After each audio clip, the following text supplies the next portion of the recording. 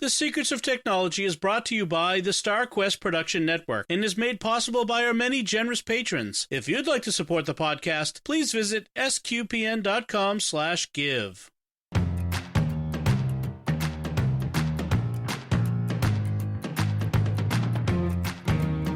Hi, I'm Dom Bettinelli, and you're listening to The Secrets of Technology, where we discuss the technology news that's important to you from a uniquely Catholic point of view. And joining me today is Victor Lams. Hey, Victor. Hi, Dom. So we usually have three of us on the panel. Jack's down with a cold. It feels like this show has been getting hit. There's often only two of us lately, but we try to be three. Before we get into today's topic, I do want to tell everyone about another show on the StarQuest Network that you're certain to enjoy called The Secrets of Star Wars, which you can find wherever fine podcasts are found, or at sqpn.com/Star Wars. And now's the time to get into Secrets of Star Wars, because we're about to pick up with a new Skeleton Crew, and I have a feeling Skeleton Crew is going to be more than what we think it is. So that's my Star Wars fans theory based on nothing but the trailer. Not a show about actual skeletons, then. No, that would be actually cool. Yeah. All right, so let's get into today's topic because it's a great one. I've been wanting to do this for a while. It's about tech in the car. Cars are becoming more and more laden with technology, but we also bring technology with us into our cars. And so I want to talk about some of that, some of the stuff that's built in, and then some of the things that we might be using in our car to help us make the driving more pleasurable, more efficient, more effective, that sort of thing. So, but first, Victor, you probably want to say something up front. So I do. I am an employee of Ford Motor Company for a long time now. So I just want to state at the outset that the views I'm going to share here are my own and do not in any way represent those of the company to which I am employed, and very gratefully so, I might add. we love you, Victor's boss. Yes. So and I'm sure Ford is going to come up as we talk about it. Yep. But we'll talk about a lot of tech that a lot of different vehicles can use. And I want to start right up front with the tech that's being built into cars. For many years now, we've had cars with Apple CarPlay, Android Auto, and the manufacturers now, they're also getting on board with their homegrown stuff. Tesla's got theirs, and Rivian and whatnot. And now the big three, Ford, GM, and Chrysler are all getting in on the act with the homegrown stuff. And so that's really important. And I'm kind of jealous because I have a 2013 Honda and a 2015 Ford Transit van. Neither of them have any of that.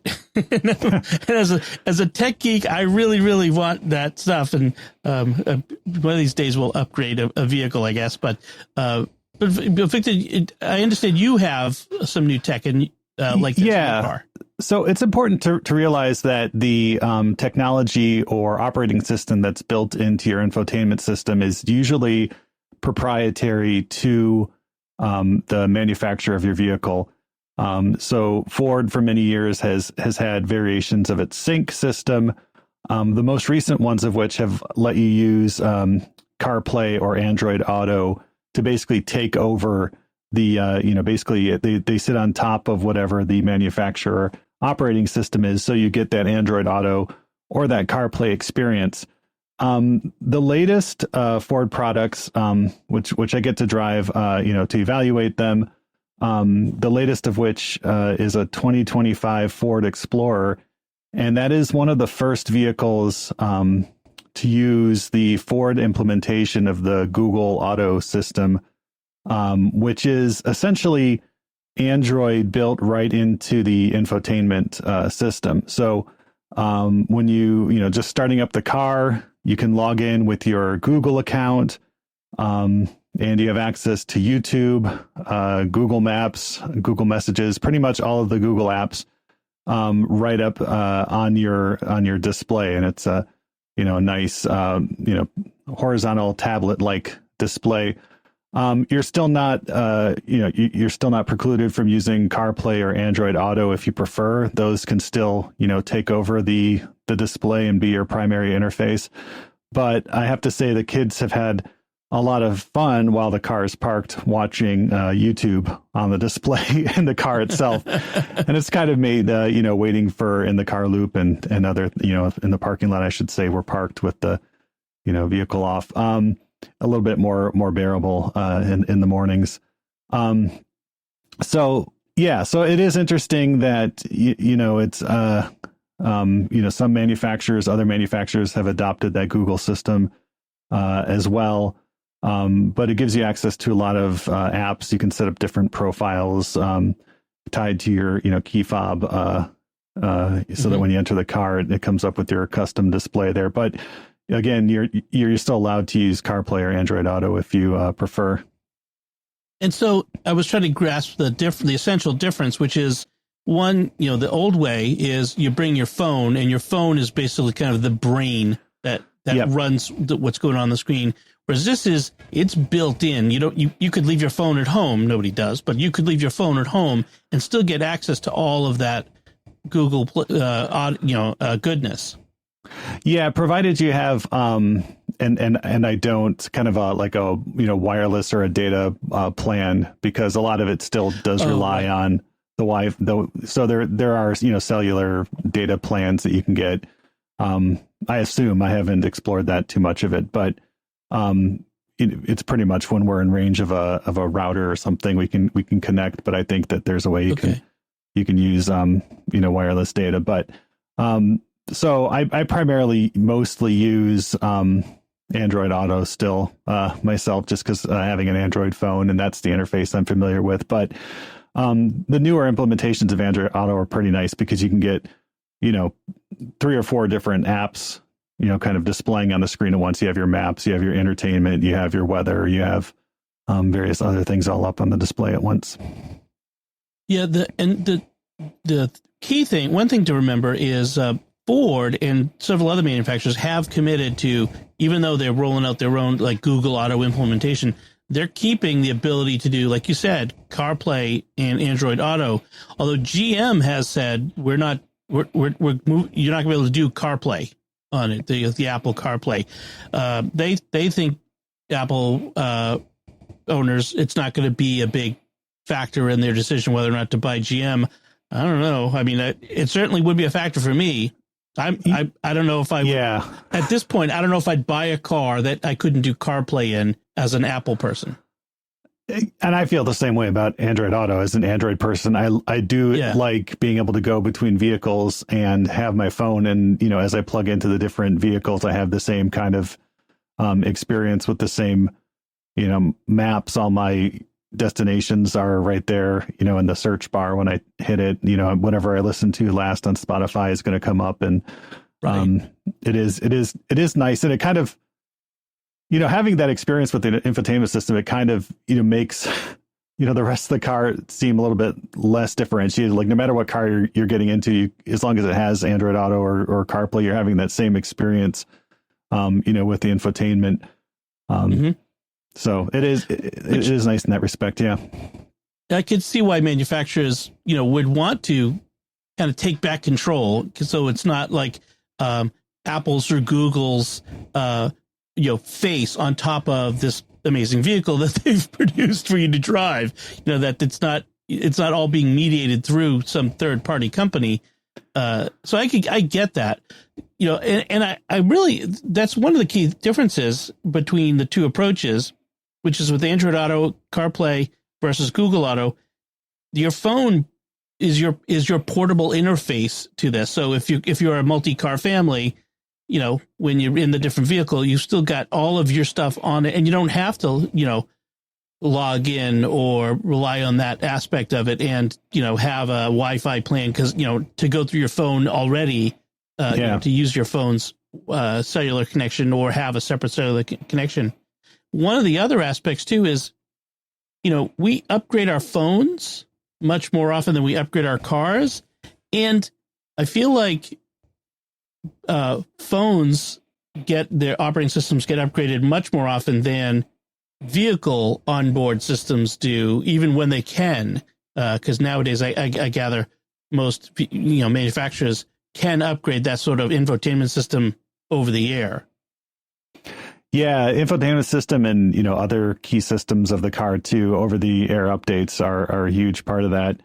But yeah, but I think you're right. I mean, I get a monthly update, to my Android phone to improve security and stuff. And I don't know that, any automobile will be getting that frequently of updates. But yeah, certainly having Android as the operating system, there's the opportunity for, you would think that might, result in more regular and, standardized updates. But we'll see how it plays out. Yeah. The interesting counterpoint to this too is there was a story just today from Hyundai, who saw on The Verge, that they're not getting rid of touchscreens altogether, but they're limiting the touchscreen to very specific elements of the infotainment system and not putting regular car controls there, like the lights and the HVAC and all that in the touchscreen. They're getting buttons back, and people are kind of happy about that, I think, because you don't want to have to be looking through a menu structure trying to find how to turn the heat down in the car while you're driving. You just want to be able to reach over and turn a dial. It's a lot safer for everybody concerned, I think. Yeah, I'm a big dial and button fan myself. As long as the operating system and touchscreen is reliable, I don't have any problem doing, temperature controls and, that through the touch interface. As long as it's, well designed, it's pretty easy to do that. But, going between buttons and then a touchscreen only interface, it's not as big of an adjustment now as I would think. But the buttons do add kind of that extra layer of security that, even if the screen goes black or something, yeah. Gosh forbid, you could still, turn on the heat or whatever. But, so far that hasn't happened. Yeah. I was going to say, one of the companies, I think Rivian, CEO of Rivian, said he's looking to the future will be voice control, which that can be interesting. Although I don't want to have to be arguing with Alexa over the fact that I said set the AC to 65 and not blast some rapper who's called AC/DC, rapper 65 at me, which happens on the Echo, by the way. So there's been times I tell the Echo to do a thing and it interprets it as play this random music. Like, no. So they'll have to get better. Yeah. I haven't played around with what features of the vehicle I can control by voice. I pretty much have just limited that to the, playing music or podcasts or, and I'll still get into the car, even though it's Google, I'll still say, Alexa, tell Spotify to do this or that. And, but it sees it's used to it now. And so it doesn't, say, I am not Alexa. I was joking online the other day that I've got like my dad used to be when he'd yell at us as kids. He'd be like, Bertie, John, Dominic. So now I'm like, Siri, Alexa, Google. So, number one followed by one. There you go. Hey Siri, quiet. It's supposed to be the volume is supposed to be set to 0. I have a shortcut that sets the volume to 0. It apparently didn't work this time, so I felt wrongly safe using its name. In any case, let's talk about some other tech in the car. This is the tech that I use to connect my phone because I'm still in the Stone Age, which is Bluetooth audio connectors. And I, for a long time, have used the Anker Sound Sync, which is pretty good. And what it does is it connects to the aux in jack, and you connect it via Bluetooth. A couple of things with my phone. I have an iPhone 15 that it doesn't for some reason it doesn't reconnect automatically when the car turns on like others do. I'm not sure why not. And then it also doesn't stop playing music when I turn the car off, which is very annoying because it's still connected to it. So it's playing it off the battery. It's still connected to it and playing it. All the audio is going out through the sound sync instead of out so I don't know that it's playing. So that's a bit of a little bit of an annoyance. I don't know if it's my phone, the sound sync, or if another Bluetooth would be better. But one thing, if you do get a Bluetooth audio connector, you may need a little something else called a ground loop noise isolator. What can happen is because you connect it to both power and the aux in, sometimes that sends a power hum. I don't want to get too technical, but a power hum through the sound system. You hear a humming or buzzing noise, and this just strips that out. And they're really inexpensive. It's like a couple bucks on Amazon. I'll have a link in the show notes to the one I used. So Bluetooth. If you don't have Bluetooth built into your car, which my Honda has, which can be nice. The downside of that is every time my office is right next to the driveway, and every time my wife takes the Honda out to the store, it connects to my phone and starts playing my podcast. If I'm listening to a podcast or music, it starts on my phone. It starts playing it on the car, and I'm like, oh, where'd my stuff go? Oh, that's what it is. So that's the downside. It's the auto connection.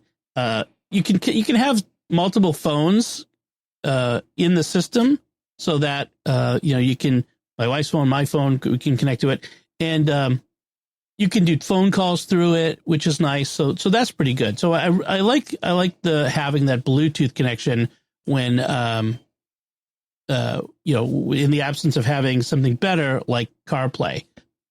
Should mention, by the way, CarPlay can be wireless or wired. That's a new thing. So wired means you have to plug in the either Lightning or these days USB-C cable, whereas wireless, it just connects over Wi-Fi and Bluetooth or whatever. And there's usually like a charging pad you can put your phone on or something. So yeah, Android Auto is the same way, but it does depend on the specific vehicle too. It is kind of nice to have your phone in your pocket and you get in and everything pops up on the screen with what you were listening to and you're like with any destination. But sometimes it just gets confused and won't connect and you just have to plug it in anyways. Right. But usually at that point I need to charge my phone, and even with the wireless charger, it just charges faster with the cable. Right. That's true. And they do sell. You can buy adapters to make a wired CarPlay or Android Auto into a wireless. And, cool. Yeah, I've seen some of those on Amazon. So there's like a whole variety of them. So something else I wanted to talk about too for tech is dash cams. I have gotten into dash cams lately, mainly powered by impelled by the fact that I've been watching a lot of dash cam video on YouTube. Those are scary. Some of the things that people will do. Yes. And I'm like, there's something to the fact that if you get in an accident and it's not clear from the damage who did what, having a dash cam can save your bacon. Just knowing, I rear-ended that guy, but that's because he backed up into me, which was a famous viral insurance scam video that went viral online recently. Of a guy doing just that. So I recently picked up one for each car, the Mio 5 dash cam, and it's a front-facing cam. So some you can get where they show the interior of the car. I don't want that recorded on any road trip with my family. And some have cameras that you can connect in the rear window, which could be useful because not every accident happens in front of you. But this one's just in front. It was under $90. It's 4K video. It's really good. Until recently, the dash cam video could be really muddy, and especially at night, you had so little detail, it was useless. But they've gotten much better there, and you can actually read license plates and that sort of thing. And so they connect to your phone via Wi-Fi and Bluetooth. They have built-in GPS.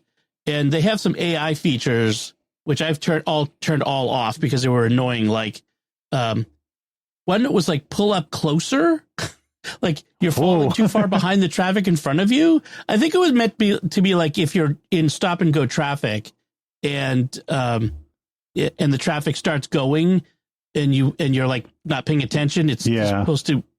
I'm like, that's annoying. So there's I turned people all that behind you off. will honk anyways, and that's how you know to wake This up. is this is Boston. They'll let you know.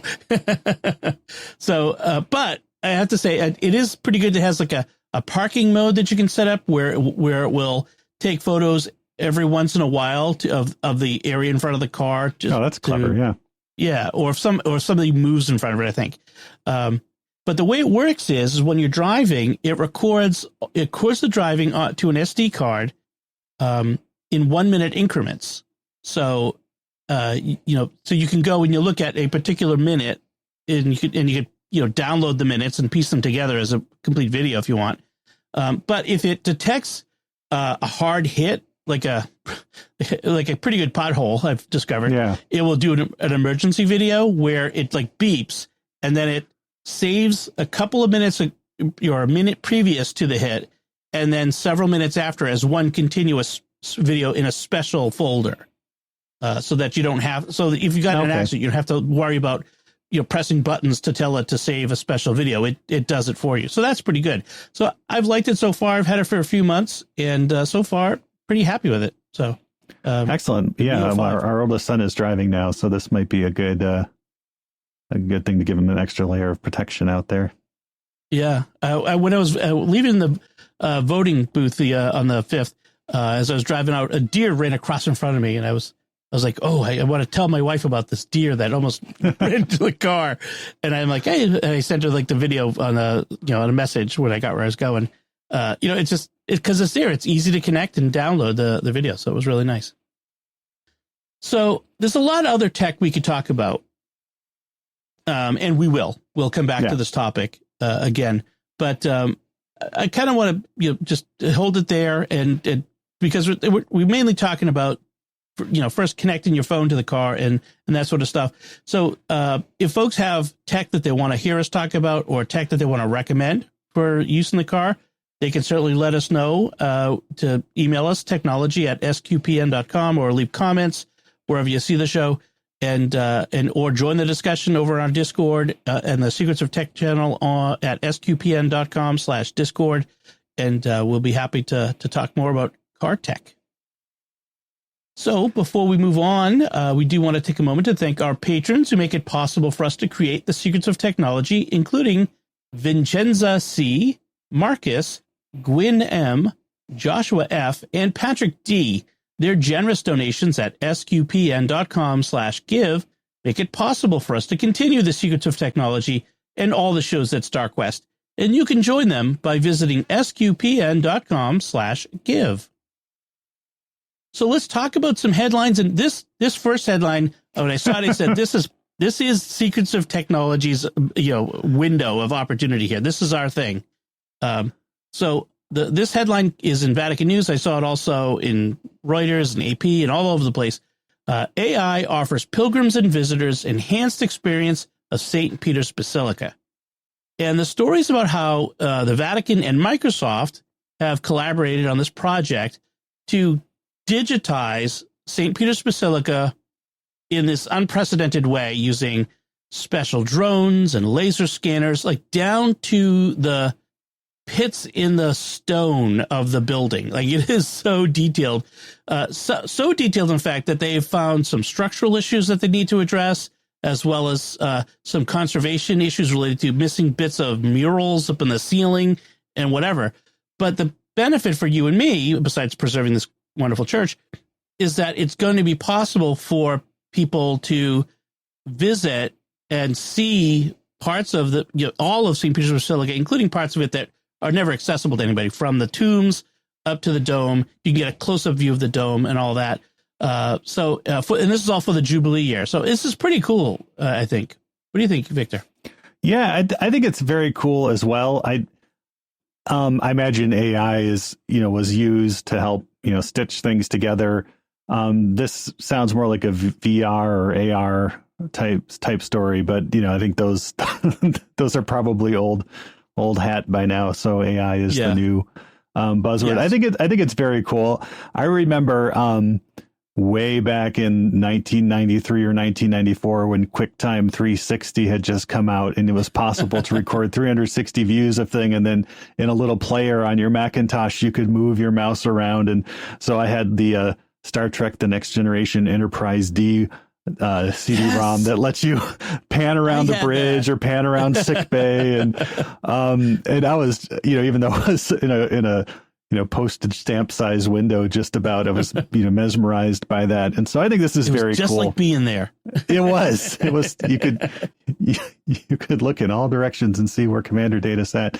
But no, this is even cooler than that. I haven't seen this, so it'll be interesting to see what the what the interface is, just how good it is. But with some of those, like LiDAR and laser scanning, and then where they map the surfaces back onto it, that looks really cool. So I can't wait to see how this looks.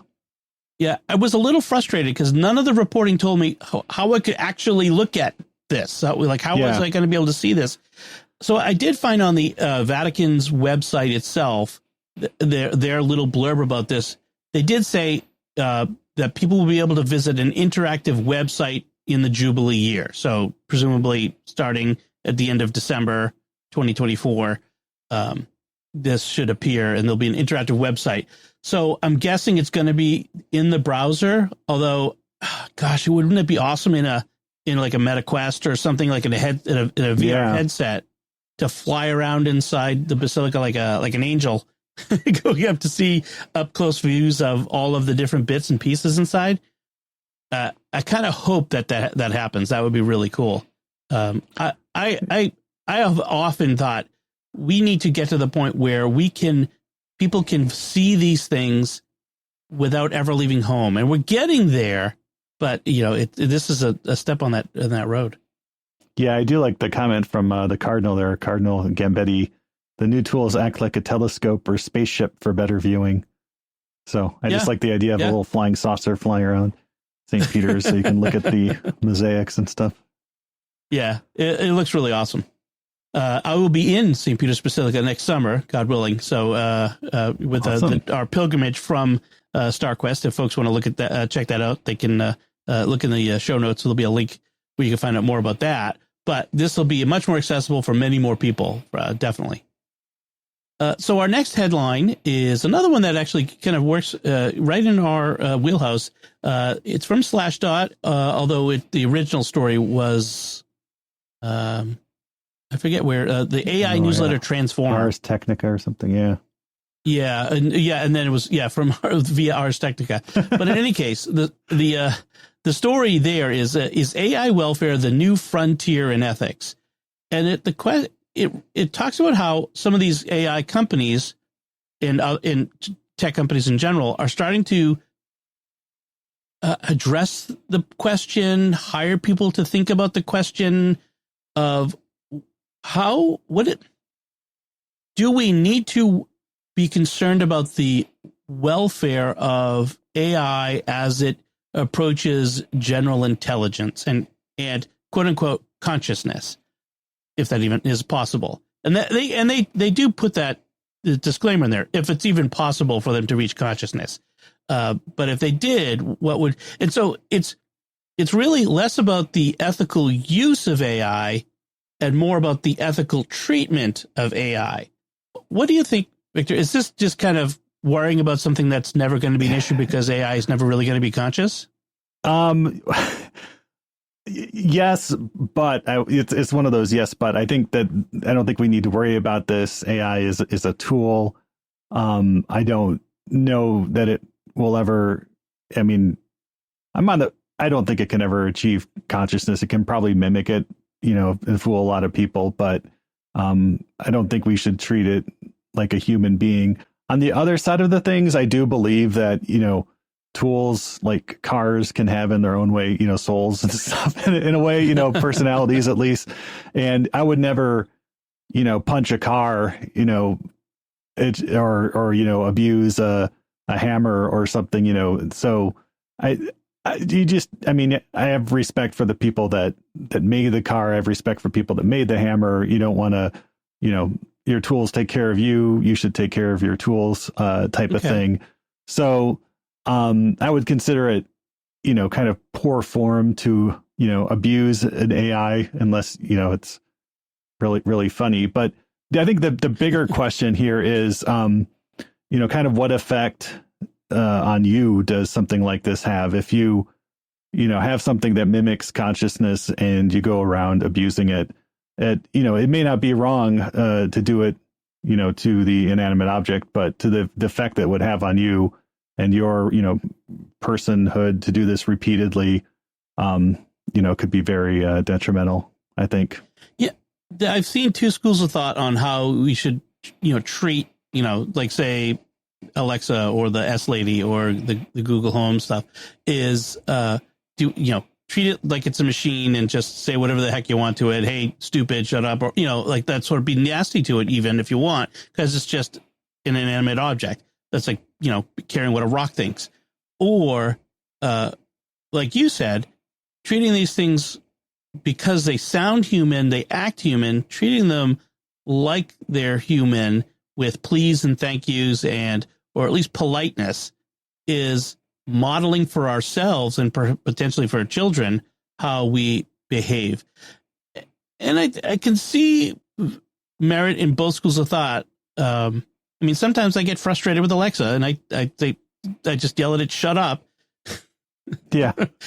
And it's probably not a great lesson for my kids to see me just yelling, because I remember my dad getting mad at the car and swearing at the car. So maybe that's the modeling that I got. I think there's something to this idea of treat it. If something appears to be at least aware, even the awareness of a dog or a cat, you treat it like you would want to be treated. There might be something to that. Yeah. And if you're polite around, your virtual, your digital assistants, it's more likely that you're going to be polite around the people in your life too. I think so. Yeah.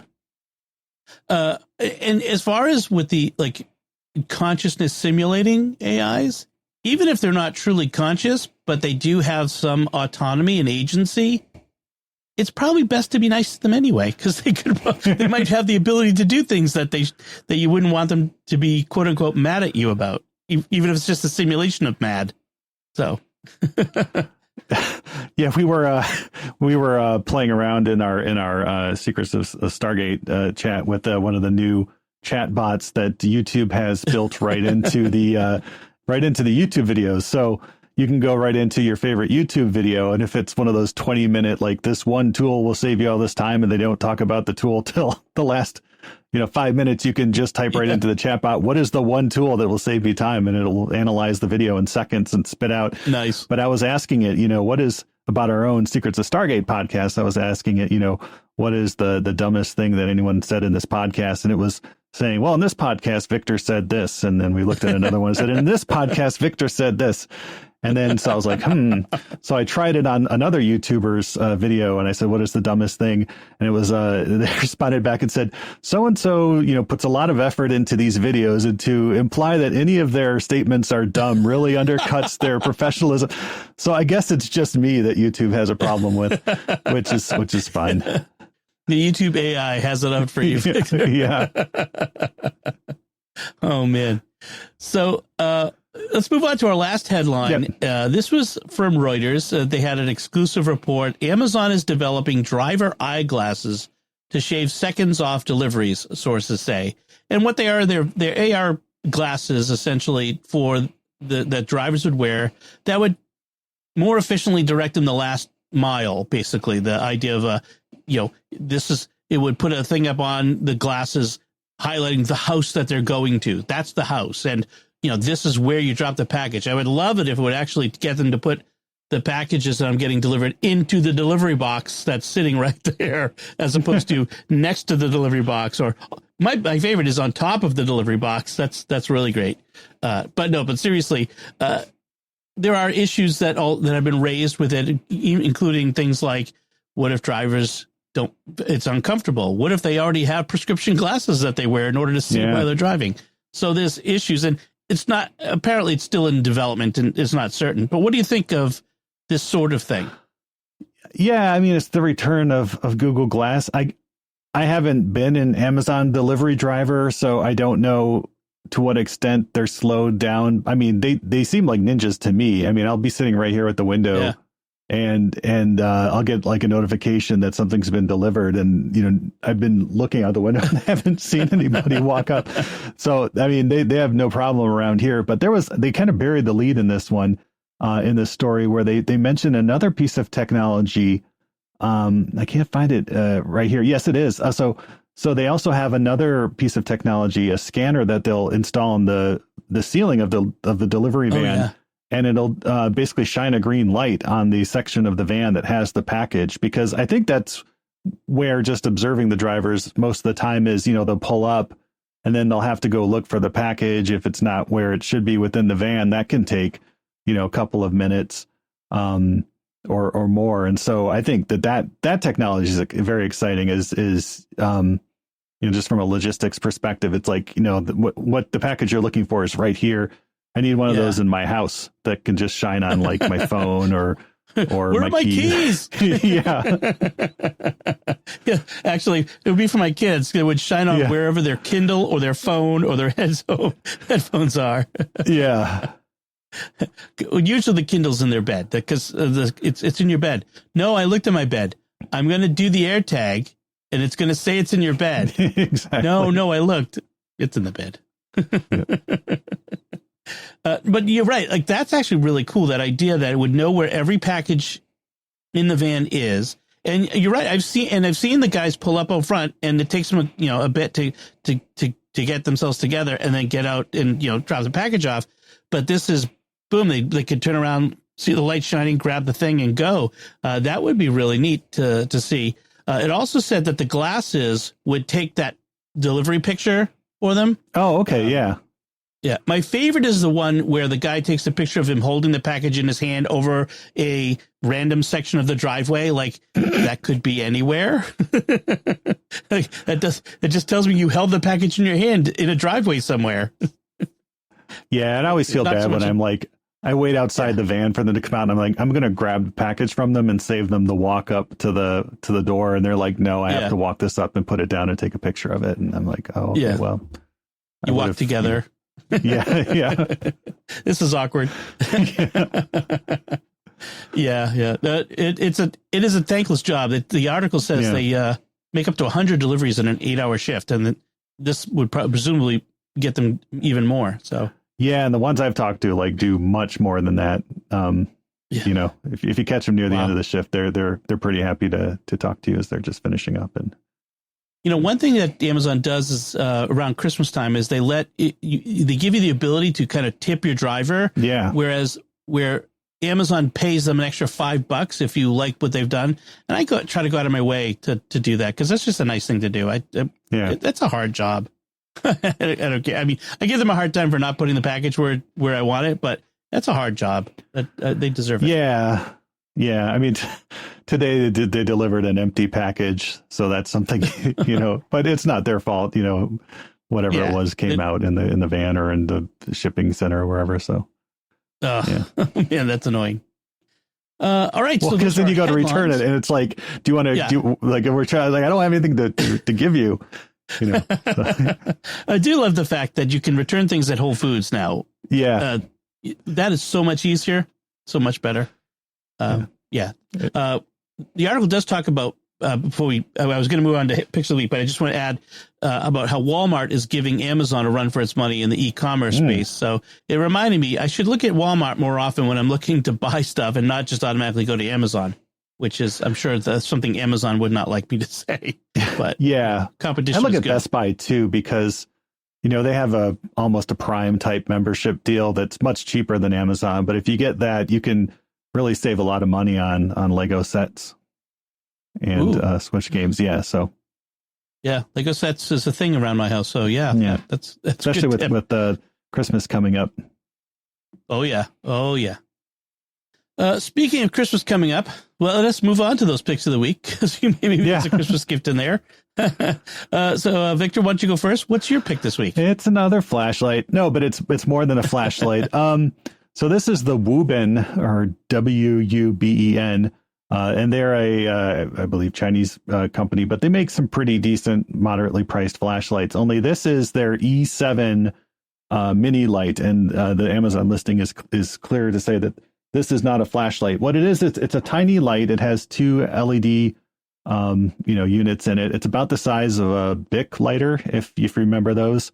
And what's really cool about it is it has a magnetic base, a rechargeable lithium ion battery, and it just uses a standard USB-C charger. But it has been phenomenal as and it has a little, clip on it too, but it's been phenomenal as just a work light. So if you need to throw something under the sink to replace a faucet, or put something on, I was using it to clean a wood stove that was made out of iron. I could just use the magnet to put it wherever I needed it to go, and it's the lights shine out at a right angle to the magnet, so it kind of is that old work light thing, but it's really tiny. You can throw it in a bag in your pocket. Like I said, it has a clip on it, and what's really kind of neat, and I haven't played around with this, they have little accessories for it. So they sell a little headband so you can use it as a headlight. They have kind of like a different type of switch you can put on the end. I think that's more of like a touch or pressure switch. And you can actually buy because it's so small, it uses a kind of a non-standard lithium ion battery, but you can buy a little tube extender so you can use your full size 18650 batteries that most other flashlights use. You lose some of the portability though, so I haven't done that. But it's and you can get it in different colors. You can get it in the white light or a more natural light, which I prefer if that's an option. The list price is around $30, but I always see coupons that bring it down to $25 or even $20. And at that price, I think it's really handy. I have two of them, and they're just you can throw them in your purse, in your bag, and if you're going to need a source of light, it's just really handy to have. As we record right now, there's a 20% off coupon on Amazon. So, definitely. Yeah, I mean, $24, I guess, at that point. So, yeah. One of the nice things with a magnetic light like this is for this time of year, especially if you're still grilling, having that little bit of light on the grill. I sometimes use a headlamp, but even just like sometimes that's a burden. Just having a light shine on what you're grilling so you can see whether your steak's burning. That would be good. So that's be nice. This is a nice stocking stuffer, definitely for somebody. Yeah, it's so cute, and it just feels, it's made out of aluminum and stuff, and it just feels really nice. Very nice. So my pick is a little more expensive. So I had for a number of years an iPad Pro, I think a 2019 iPad Pro with a Apple Pencil, and I was very happy with it. I'm not an artist. My daughter is. She would use my iPad for drawing, but I use the pencil for taking notes in meetings and doing crossword puzzles. I still prefer to do crossword puzzles the old way where you write in the boxes, but I wanted to do it on an iPad and save some paper. But that iPad was getting a little long in the tooth, and it was starting to have issues. So it was the battery wasn't great. So I decided to replace it. And instead of going with the Pro, which is much more expensive, I was looking at the new iPad Airs, and they come with the new M2 chip, the Silicon M2, and so it's been pretty awesome. I got it with the pencil, and I got the larger one this time. I got the 13-inch. And I was afraid it would be too big, but it's actually pretty reasonably sized.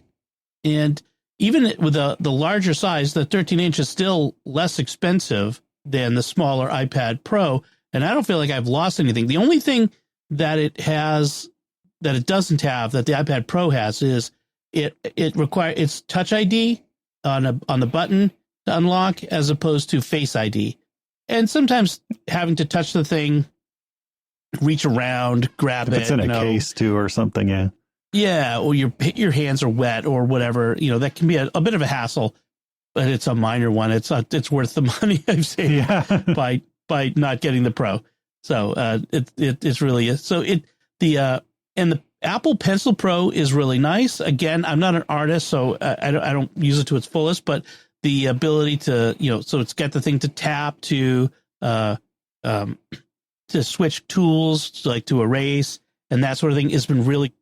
So that's the iPad Air. It starts at $599 for the 11-inch model with the 128 gig. I would generally start at the 256 gig for most things, just because you're going to want videos and apps on there. So, and maybe a few games. So, and with the keyboard case, it's really very close to a laptop replacement. I mean, it could do the job for a lot of people. It's really good, and it's got plenty of power with that M2 chip in it. So that's my pick of the week. And that brings us to the end of the show. We would love to hear what anybody thinks of anything we've talked about today, auto tech or the headlines or our picks of the week.